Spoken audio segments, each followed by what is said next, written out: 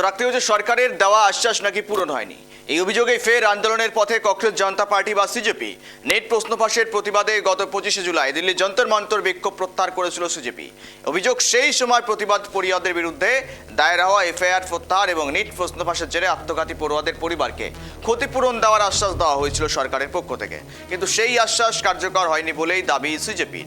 আর সেই দাবিতেই আগামী 5ই September India gate থেকে দিল্লির পুলিশ হেডকোয়ার্টার্স পর্যন্ত শান্তিপূর্ণ মিছিলের ডাক দিল আরও একবার সিজেপি। মিছিলে মৃত নিট পরীক্ষার্থীদের পরিবারের সদস্যরাও থাকবেন। আমরা কথা বলি, বিশেষ প্রতিনিধি ফোন কলে রয়েছে সত্যজিৎ। সত্যজিৎ, সরকারি আশ্বাস পূরণ হয়নি, 5ই সেপ্টেম্বর ফের পথে ককরোচ জনতা পার্টি, কিন্তু একটা ট্রেন্ডিং হয়ে দাঁড়ালো নয় কি? কেননা কিছু হলেই আন্দোলন, কিছু হলেই অভিযান, শান্তিপূর্ণ হোক কিংবা অশান্তিপূর্ণ হোক, এই যে একটা দোলাচল চলছে সরকার এবং সিজিপির মধ্যে, আদতেও কবে মিটবে সমস্যা? দেখো, একেবারেই তাই। সে কবে মিটবে সেটা সময় বলবে, কিন্তু আপাতত নতুন একটা কিন্তু অস্বস্তি তৈরি করলো বিজেপির জন্য বা কেন্দ্র সরকারের জন্য। কারণ নিট পেপার লিকে কেন্দ্র করে যে আন্দোলন শুরু হয়েছিল যন্তর মন্তর, এবার কিন্তু নতুন একটা দিক তৈরি হচ্ছে। তার কারণ ইতিমধ্যে যদি দেখা হয় এই যন্তর মন্তর ধর্নাকে কেন্দ্র করে যেভাবে উত্তপ্ত হয়ে উঠেছিল যন্তর মন্তর, এবং পাশাপাশি বলা যেতে পারে যে পার্লামেন্ট অভিযানকে কেন্দ্র করে যে উত্তপ্ত হয়ে ওঠে, এবং তারপরে যে শর্তগুলো দেওয়া হয় সিজেপির পক্ষ থেকে, সেগুলো কিন্তু কেন্দ্র সরকার সে সময় মেনে নিয়েছিল। প্রথমত ছিল ধর্মেন্দ্র প্রধানের পদত্যাগ, দ্বিতীয়ত যারা যে সমস্ত পুরো আত্মঘাতী হয়েছে তার পরিবারকে 1 কোটি টাকা ক্ষতিপূরণ, এবং যে সমস্ত আন্দোলনরত পড়ুয়াদের উপর এফআইআর করা হয়েছে তাই এফআইআর প্রত্যাহার। এই সমস্ত দাবি পূরণ না হওয়ার জন্য আবারও পথে নামতে চলেছে এই ককরোচ জনতা পার্টি। এবং যেটা গুরুত্বপূর্ণ তারা হচ্ছে, দেখো, এমন একটা দিনকে তারা ধার্য করছে 5ই সেপ্টেম্বর, অর্থাৎ শিক্ষক দিবস। শিক্ষক দিবস সেই দিনটাকে বাছাই করা হয়েছে যেখানে আমরা জানি ইন্ডিয়া গেট থেকে দিল্লি হেডকোয়ার্টার পুলিশ করা পর্যন্ত তারা এই শান্তিপূর্ণ মিছিল করে। মিছিলে থাকবেন কারা? মিছিলে থাকবেন এই নিট পেপার লিক কেন্দ্র করে যে আত্মঘাতী পড়ুয়াদের পরিবার এবং জখম হওয়া ছাত্রছাত্রী, যেটা কিন্তু অত্যন্ত গুরুত্বপূর্ণ। এবং বিজেপি বা কেন্দ্র সরকারের জন্য একটা অস্বস্তিকর, এ বিষয়ে কোনো সন্দেহ নেই। দেখো, তুমি যেমনটা ঠিক বললে, ধর্মেন্দ্র প্রধানের ইস্তফা থেকে শুরু হয়েছিল বিষয়টা, তাদের দাবি দাবা নিয়ে।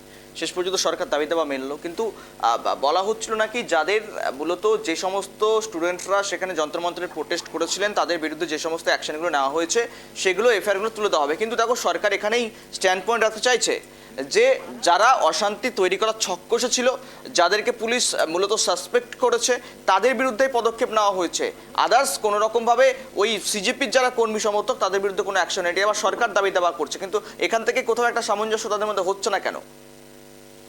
দেখো, একেবারেই তাই। সরকারের পক্ষ থেকে যেটা বলা হচ্ছে, তখন এই যন্ত্রের মধ্যে ধর্নাকে কেন্দ্র করে বা 20 জুলাই পার্লামেন্ট অভিযানকে কেন্দ্র করে যে উত্তপ্ত হয়ে ওঠে পুলিশের লাঠিচার্জ, এবং সেখানে নানাবিধ প্রশ্ন কিন্তু উঠে আসে, এবং যেখানে অনেক বিষয় অনেক প্রসঙ্গ থাকে। কিন্তু যেটা ককরোচ জনতা পার্টির পক্ষ থেকে বলা হয়েছে যে যে সমস্ত ছাত্রদের উপর বা নিরপেক্ষ যারা আন্দোলন করছেন শান্তিপূর্ণভাবে, তাদের উপর পুলিশ যেভাবে লাঠিচার্জ করছে, এবং সেই এফআইআর কিন্তু প্রত্যাহার করতে হবে। এবং তারপরে দেখা যায় দেশটি জায়গায় নতুন নতুন এফআইআর হয়, এবং এফআইআর শুধু অনেক ক্ষেত্রে অভিযোগ ওঠে, এবং সেখানেই কিন্তু ককরোচ জনতা পার্টির পক্ষ থেকে বলা হচ্ছে যে কিছু পড়ুয়াদের ভাবে অবৈধভাবে তাদের বিরুদ্ধে নানান এফআইআর করা হচ্ছে।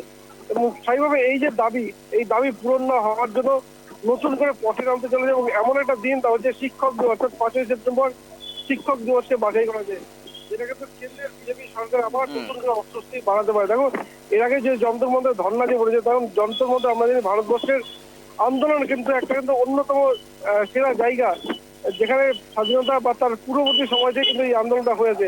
সেই যন্ত্রমন্ত্রকে বাছাই করাটা যেমন গুরুত্বপূর্ণ ছিল, 5ই সেপ্টেম্বর কি ঠিক একই রকম গুরুত্বপূর্ণ, এটাই এখন দেখার। গৌরব, একদম নজর রাখো। ধন্যবাদ সত্যজিৎ।